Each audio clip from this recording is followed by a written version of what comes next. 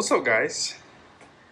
I have Mr. Truck Stuff's toolbox in my trailer. Now, I'm not sure how much this weighs, but let's just say you probably need 4 guys to move this toolbox. Now, this one is not as big, but it's pretty heavy. And I would say this is mostly over the axles.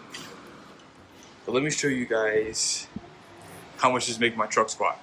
With just these 2 toolboxes, figure this trailer unloaded probably still has about 800 pounds, maybe even 1,000 pounds of hitch weight. You guys see that? Now the truck is obviously leveled, but I would say that even with that much weight forward, I'm definitely not that bad. I mean, I would probably add airbags for this kind of weight, just to be honest with you. But I would have expected to be a little bit worse with those heavy toolboxes. It's hard to believe that this truck has been tuned with weight loss program for 8 months, nearly 12,000 miles. I plan on doing a video really soon around that, just giving you guys some impressions. But in this video, I have to show you guys a self-inflicted wound that I created on my truck. And I saw this happening, and I'm like a tester. I like to test things out, obviously, and I tested something that didn't make sense. Most of you guys know I took off my muffler, which was a bad idea. I will probably be putting something on really soon because, yeah, this thing is too loud. And you guys see right here, we'll go over that in a second, but look what we have today. Josh needed some help moving his toolboxes. So I decided to go ahead and just hook up, help a brother out, and right now the trailer's pretty much empty, but his toolbox, I don't know how heavy they were, but my goodness, they had this bad boy squatting. That's what you guys saw at the beginning of this video. But what happened to my rig? Let's check it out. Let's see if you can see it from this point of view. It's really windy and I'm trying to avoid it. You guys see that? My exhaust is like pointing up. And what do you guys think it's pointing up at? If you guessed my bumper, then you are correct. So this is what happens when your truck has weight loss program and your exhaust is pointing directly at your bumper. We were going through California, Las Vegas. I believe that this really happened on the way home from Las Vegas because it was like 100 degrees outside. But on top of that, you know, we were going 6-7 hours, so we were non-stop driving, and we have this hot exhaust just melting away all the trimming here, and of course this. And I mean, I don't know how hot this is, but it's probably still 800-900 degrees for sure. And even right here, oh yeah, that guy up there needs to be replaced too. So self-inflicted wound. This is what happens when you unbolt your exhaust to see how loud it is without your muffler, and then you forget to tighten that clamp basically on the exhaust. So I figured it out later, and then I tightened it, but I forgot to shift the exhaust, so that's why that happened. But regardless of it, 5-inch exhaust is probably not a good idea. Just to let you know now, if you have an AT4X ZR2, because fitment. So the problem with it, and I'm gonna show it to you the best I can. Let me zoom in. You guys see right there? That's what happens when you get a 5-inch exhaust with the Multimatics. You have no clearance with that shock. And it's part of the reason why with my Magoy's kit, I'm hoping to get the M84s. That way I would have more clearance with that exhaust. Now, I don't know if the 4-inch exhaust is going to make a huge difference in sound, tone, etc. But I will say this. You're going to need a muffler on whichever one you get. These trucks are super, super loud. And I only know that because I scared the crap out of somebody pulling out of my neighborhood, and I felt super bad about it. They were mad about it. I was sad about it. And that's why we have to talk about muffler. So I've been looking online, looking at some options there.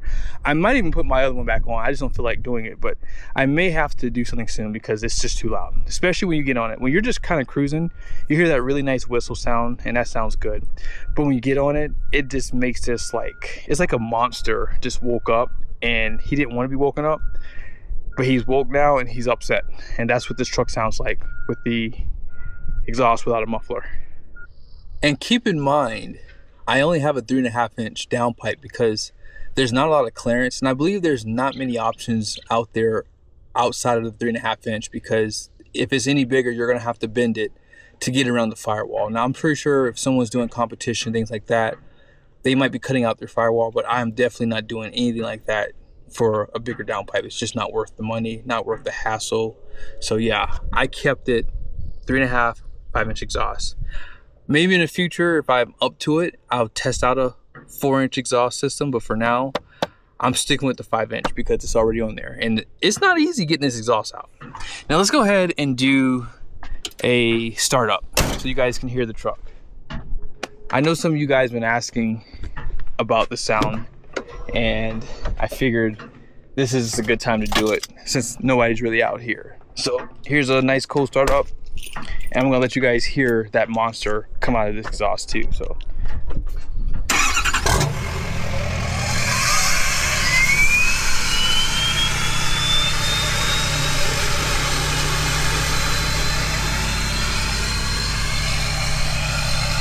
that sounds so good. Absolutely amazing. And now let's go ahead and jump in. Actually, you know what? Hold on. I want you guys to hear the turn off. Here, hold on.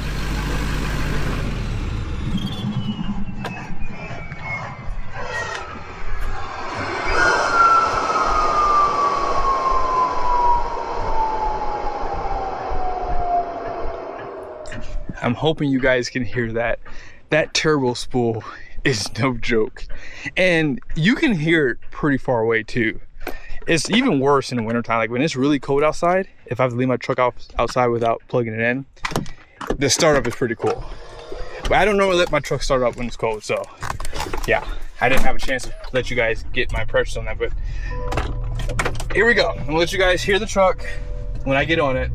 Like I said, it is really loud. Too loud. I don't know how some people can live with this every day. If I was 18 years old again, I probably wouldn't care. But I'm almost 38 years old, almost 40. So it's time to start acting like it. So here we go.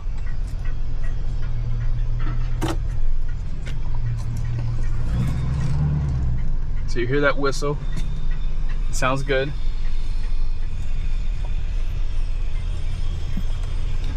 All right, here we go.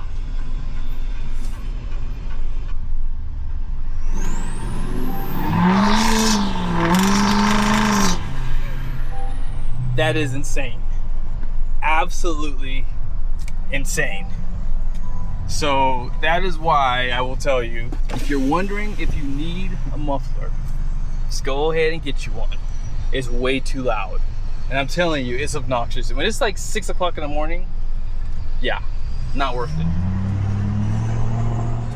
But I hope this video was helpful. I didn't want to make it too long. I figured I would just answer that question really quickly.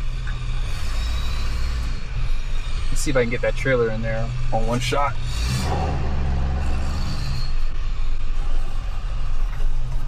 Not too bad.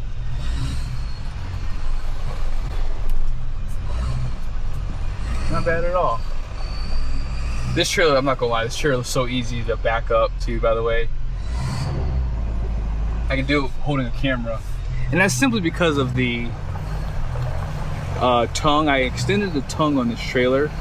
And if you are building your trailer from the factory, I highly recommend you get that extended tongue, because it makes maneuvering a trailer like this super easy. And it looks really nice too. You can make a 90-degree turn, and I think it will help with resale value too, because not a lot of people do this. And if you have a class A or even a class B that you might be, towing your trailer with, this will help with jackknifing too.